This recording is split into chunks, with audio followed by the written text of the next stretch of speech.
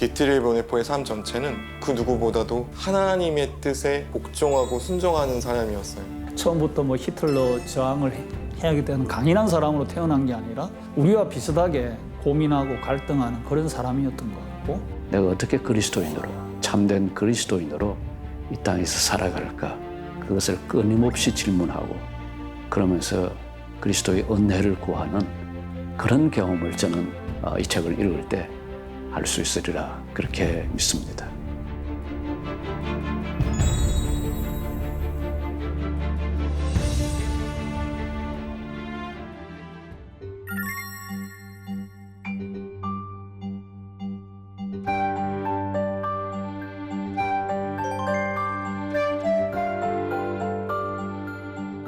전 본헤프를 이 옥중서신이라고 우리말로 알려진 이 책을 이제 그때 보스턴 골목에서 발견하고 아주 탐독을 했습니다.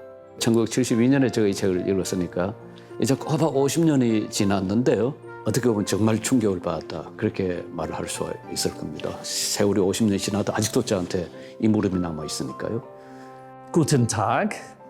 본헤퍼 발견할 때 약 한 25살이었는데 그 훔볼트 학교에서 첫째 강의들을 했고 또 엄청나게 빨리 교수가 되었고 또 목사가 되었어요. 그래서 아주 인상적이었죠.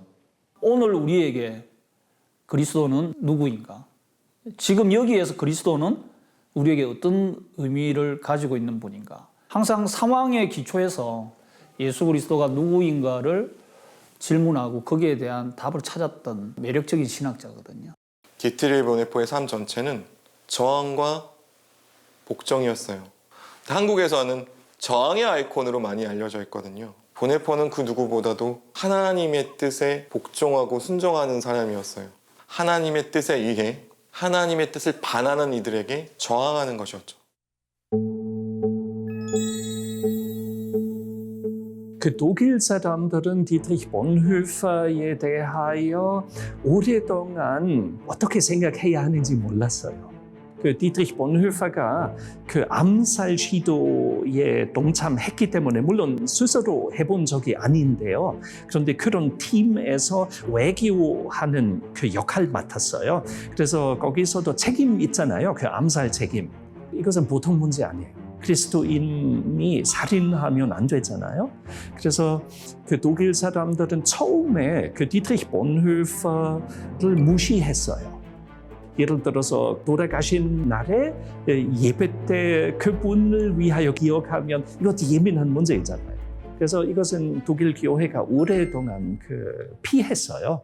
그런데 세계적으로 볼 때 특별히 영국 웨스트민스터 애비 성당에서 본헤퍼를 현대의 성인 포함시켰기 때문에 독일 사람들도 본헤퍼가 거룩한 사람이었는가 생각하기 시작했죠.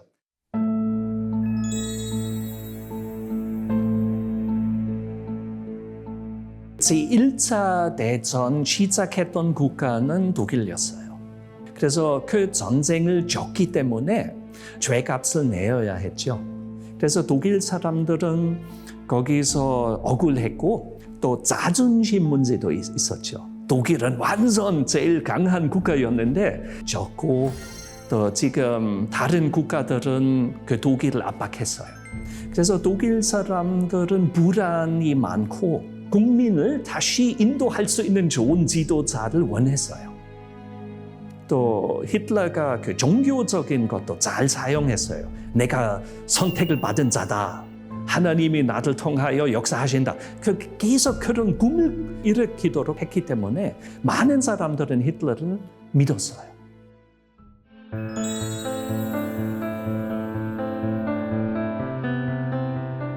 히틀러냐 아니면 하나님이냐 그 선택의 갈림길, 그리스도를 주로 삼느냐 아니면 히틀러를 주로 삼느냐 하는 그 갈림길 속에서 보네포는 오직 그리스도라고 하는, 그래서 독일에서 형성된 교회가 고백교회라고 하는 교회거든요.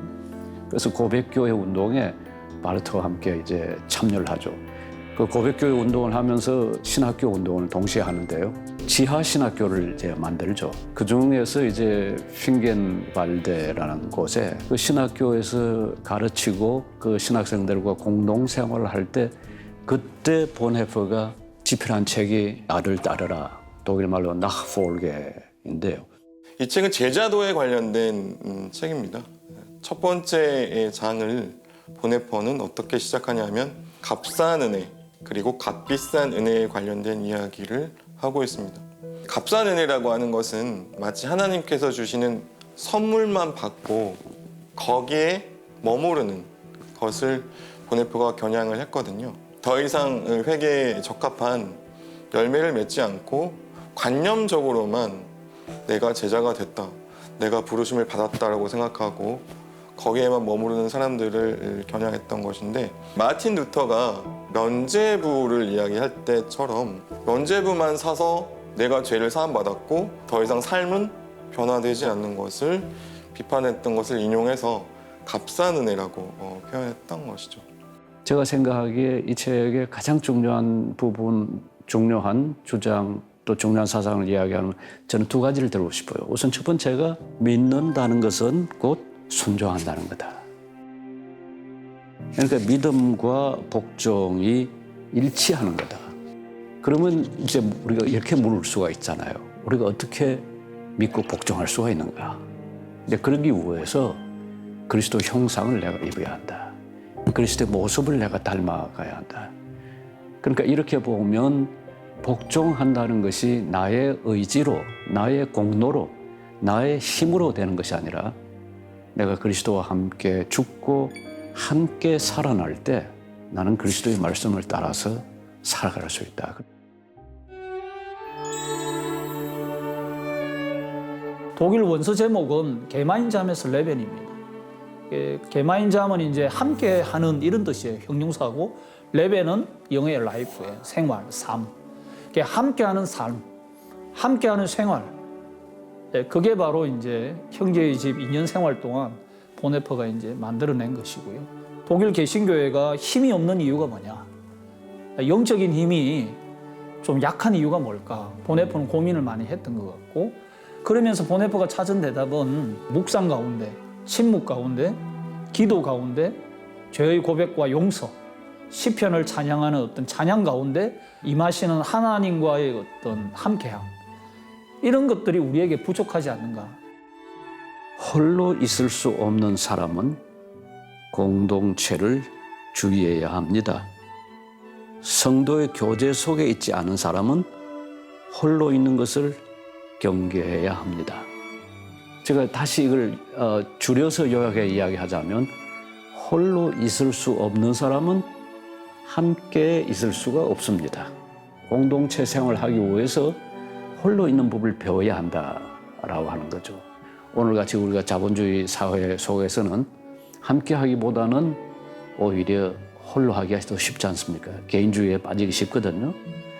그러나 그리스도 교회의 일원으로, 그리스도 교회의 한 멤버로 참여한다는 것은 개인의 고유한 가치를 누리면서 또 동시에 그 공동체의 중요성을 함께 공동체를 통해서 자신의 삶을 빚어가는 그런 곳이 다름 아니라 교회라고 하는 것입니다. 옥중서신, 저항과 복종이라고 우리가 잘 알고 있는 책은요, 디트리 보네퍼의 사후에 나온 책입니다. 그의 친구이자 제자인 베트게가 디트리 보네퍼의 옥중에서 썼던 편지, 시, 희곡, 그런 것들을 모아서 낸 책인데, 베트게가 저항과 복종이라고 하는 제목을 정했어요. 베트게가 보기에는 보네퍼의 일생은 하나님의 말씀에 순종하고 복종하고 하나님의 뜻에 따라서 국가교회와 히틀러 정부에 맞서는, 저항하는 삶을 살았기 때문에 이 제목을 정했다고 알려지고 있어요. 이 책에 담겨 있는 여러 시 가운데 굉장히 그 감동을 많이 주었던 시가 나는 누구인가라고 하는 시였어요. 거기 보면 이제 두 가지 면이 나타나는데, 한편으로 봐서는 수많은 그 하인들 그늘이 있는 성주처럼 그렇게 당당한 모습을 보이고 있다는 것. 그러나 자기 자신을 돌아보면 너무나 작고 새소리를 그리워하고 아름다운 색깔, 빛을 보고 싶어하고 친구들을 그리워하고 하는 그런 지극히 연약한 모습을 이제 보고 있는 거죠.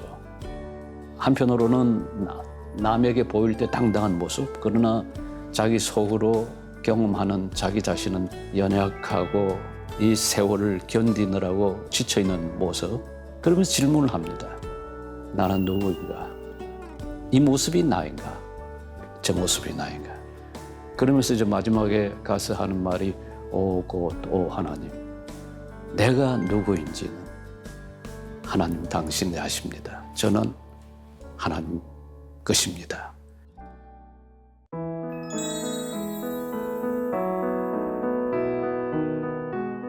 보네포의 윤리학은 미완성의 책입니다. 완성하지 못했어요. 그러니까 1940년부터 집필은 시작했지만은 게슈타포가 와서 체포해 갔습니다. 1943년.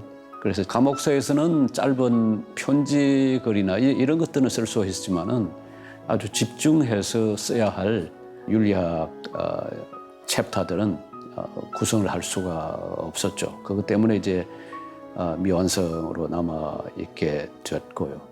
이 책의 제3장부터 나오는 형성으로서의 윤리학에 형성의 윤리를 우리가 읽을 수가 있어요.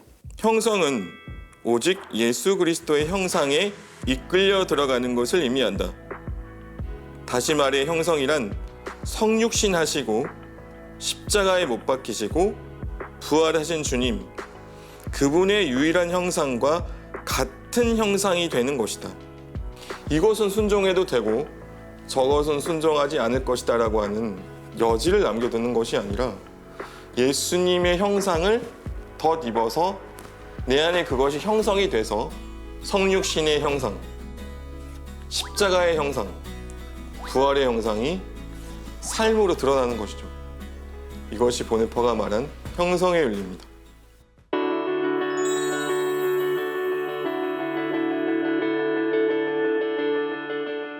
교회 공동체가 자기가 존재하기 위하여만 활동하면 안 되는 생각이죠.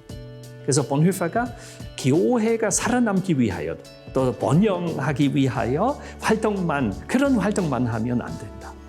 그래서 이것은 사실은 한국 개신교회의 중요한 깨달음이에요. 모범적인 그리스도인이 어느 행동하느냐? 무엇을 가르쳤죠?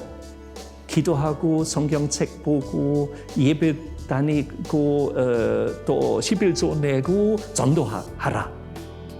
다 한 개개인의 교회 공동체를 위한 활동들이에요. 이웃을 사랑하라. 희생자들을 돌봐주라. 힘든 사람을 위로해라. 그런 것들은 없었어요. 그래서 본헤퍼가 이것은 강조했어요. 그 타자를 위하여 교회가 활동해요. 예수님이 타자를 위하여 섬기기 위하여 태어났어요. 살았어요. 죽었어요. 그래서 우리도 그 제자로서 타자를 위하여 살아야 한다.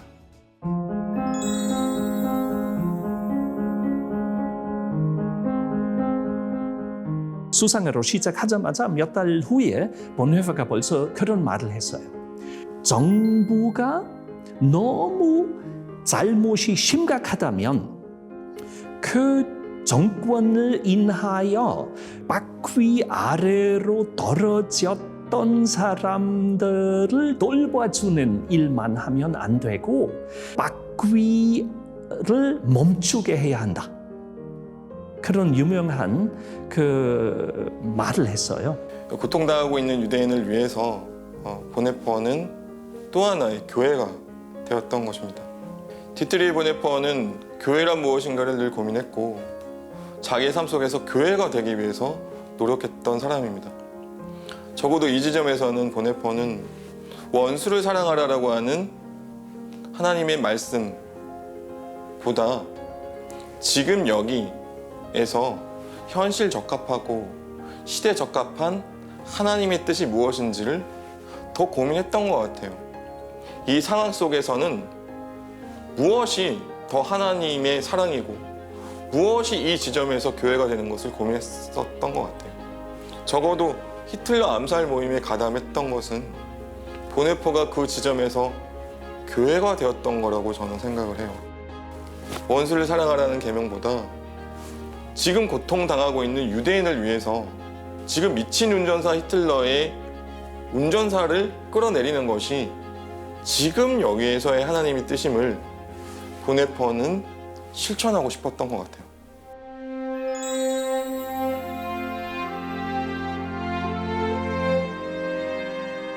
그러니까 보네포 왜 읽어야 되느냐라고 말을 묻는다면 오늘 이렇게 종교가 힘을 잃고 있는 시대에 어떤 종교적 삶이 아니라 그리스도를 따라서 참된 인간의 삶을 살아가고자 하는 사람이라면 누구나 저는 보네포를 읽으면 도움을 얻을 수 있다 그렇게 생각합니다. 물론 이 책 이전에 나온 그 창조 타락 그리고 그리스도론 이것들도 매우 유익합니다. 강의록이기 때문에 워낙 좀 짧은 면이 없지 않아 있긴 하지만은 그럼에도 보네포 사상을 그 신앙과 신학 사상을 이해하는 데 아주 도움이 된다고 생각합니다.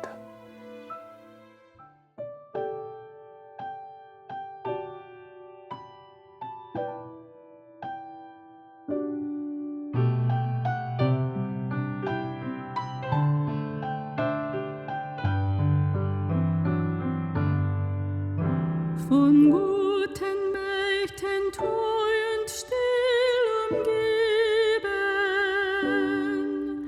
behütet und getröstet wunderbar,